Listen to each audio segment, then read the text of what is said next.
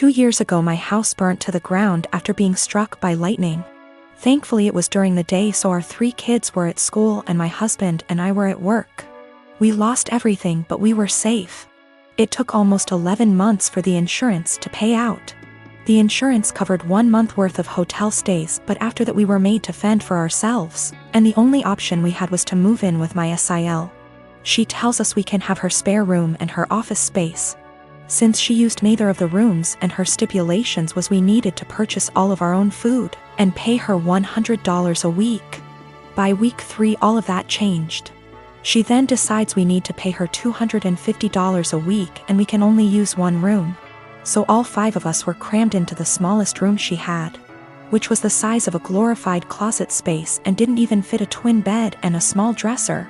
So we lived out of trash bags and slept on the floor for close to $1,000 a month some months, and still had to purchase all of our own food, despite her claiming my children on her food stamps. She also had no bills outside of her land tax, $450 a year, electric and heating oil, which she hardly ever filled. So we were essentially paying her so she could do leisure activities. It was the worst 8 months of my life. 3 months ago my grandmother decided that she wanted to go to assisted living after a fall and transferred the deed of her house to me, and basically said it was mine now. It is a 5-bedroom farmhouse. My boys insist on sharing a room, so we have 2 extra bedrooms. Well, my sister-in-law lost her house last month due to not paying her land tax for several years and asked if her and her stepdaughter could stay with us until they get enough money to move down south.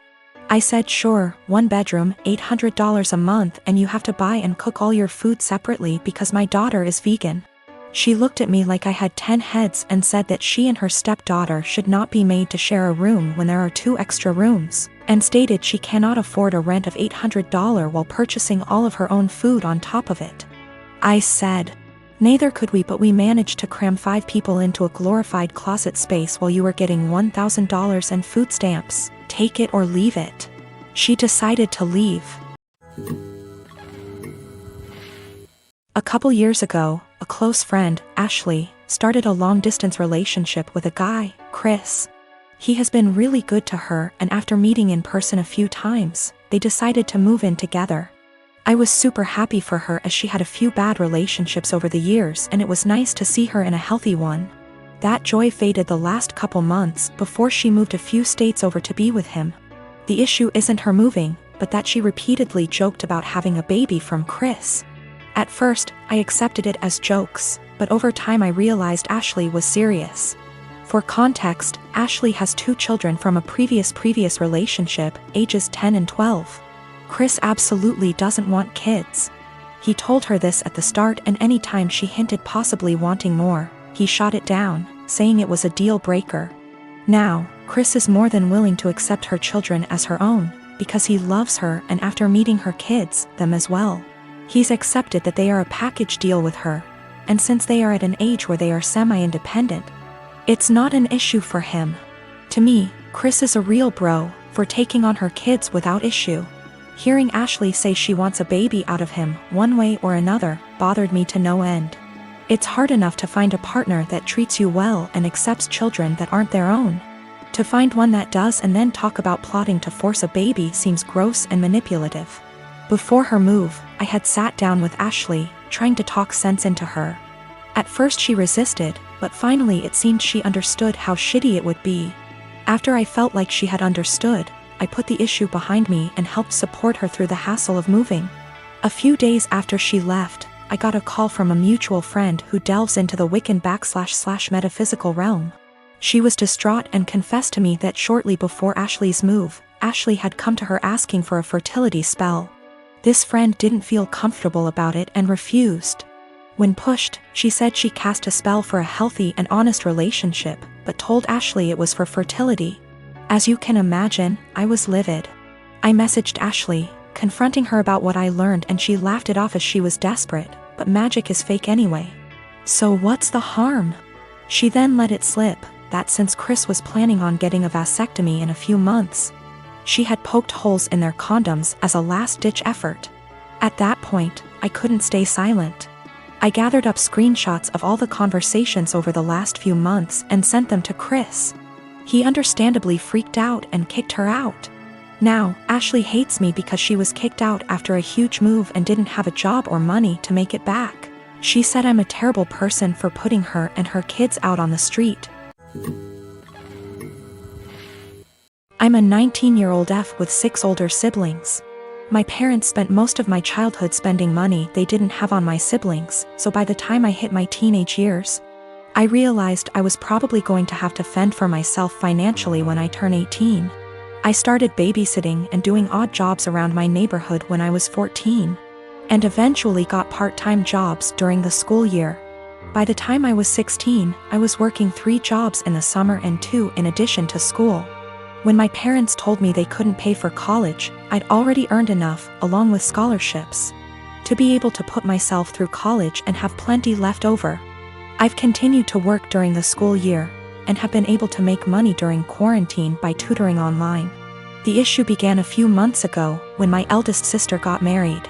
My parents spent $30,000 on her wedding, taking out a second mortgage to do so. To make matters worse, my dad was furloughed 6 days after the wedding. They'd effectively dug themselves into a hole they couldn't get out of. 2 weeks ago, my mom texted me for the first time since the wedding. She didn't say hi, ask how I was, or make any small talk. She just said, "Your dad and I need a favor. When can we call you?" I'd expected this. None of my elder siblings are doing well financially, and they've exhausted all other loan options, both from family and the bank. I figured they would text me, ask me to loan them a few thousand, and promise to pay it back when they could figure things out. I was absolutely willing to pitch in a few thousand, and had even considered giving them some of my tutoring jobs so they could make some extra cash. I was not, however, expecting them to demand I give them all the money, close to $40,000. I'd made from the ages of 14 to 18. The exact statement my mom had made was, "You made that money under our roof. We were the ones who allowed you to work, so you only have it because of us anyway. We bought you food and clothes for 18 years. That money is only a fraction of what you owe us," and so on. I said that food, clothes, and shelter were the very minimum. It's what they signed up for when they chose to become parents. I didn't ask for any of it, etc. They responded by telling me that if it wasn't for them, I wouldn't have the life I have today. I said they were being ridiculous, and hung up. Since that day, both, along with 2 of my siblings, have continuously hounded me about giving them what is rightfully theirs. My siblings, who have never been asked to give them money, are still professing that it's my job as their kid to take care of them. I told them they wouldn't see a cent of my hard-earned money, and have no right to make such a request. I'm torn. I feel awful for refusing to help them out, but on the other hand, this was their fault. I feel I shouldn't be responsible for fixing their mess. I knew my ex for almost 10 years. We go back all the way to high school and have been friends. After we graduated, I said it and asked her out, and we became a couple. We dated for almost 6 years before she came to me and told me she was pregnant. I won't lie, I loved her at the time, and this was actually quite exciting to me, so I proposed. She, however, seemed super worried.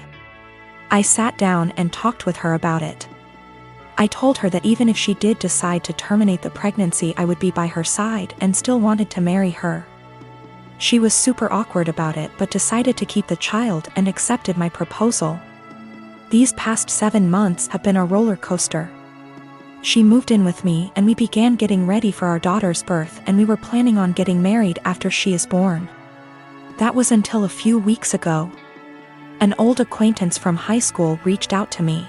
I was never good friends with him, but he said that he felt guilty about letting an innocent man suffer for his and my ex's mistakes. This guy claimed that he was the father of my ex's child and that my ex had been lying to me. It turns out that my ex and him got reacquainted about a year ago and started having sex. Around the time my ex got pregnant, they began having unprotected sex. He is not lying about this. He sent me photos of them together and showed me texts between the 2 of them. I was able to get my ex's phone and confirmed they were real. Along with this, He sent me a string of Facebook messages of my ex admitting to lying to me because I make more money than the real father, and she would rather I care for it. Suffice to say, I was pissed. I confronted her, she cried, I cried, it was a mess. In the end, I broke it off then and there and evicted her from my apartment. She's in the process of moving out now, but I have not said a single word to her. I have pretty much told her that I want her out of my life. I also demanded a DNA test the minute the child is born. If it is mine, I'll help her support it. If not, then I am never seeing her again. I've been cold to her. Her and her parents has tried multiple times to work it out with me, but I've refused any contact with them. At one point she got all of her friends together to try to talk to me, and I kicked them out of the apartment with threats of calling the police. Anytime she's tried to reconcile, I've shut it down. My friends are saying I'm in wrong here. According to them, she's pregnant, and because of that I should at least be helping her till the baby is born, even if it isn't mine. I disagree fully. But I could be wrong. So, right now I'm in kinda a shitty situation. I've been treating my ex-fiancé pretty cold and demanding a paternity test for the child she's carrying. All of my friends are saying I'm being a major asshole, but I don't feel that way.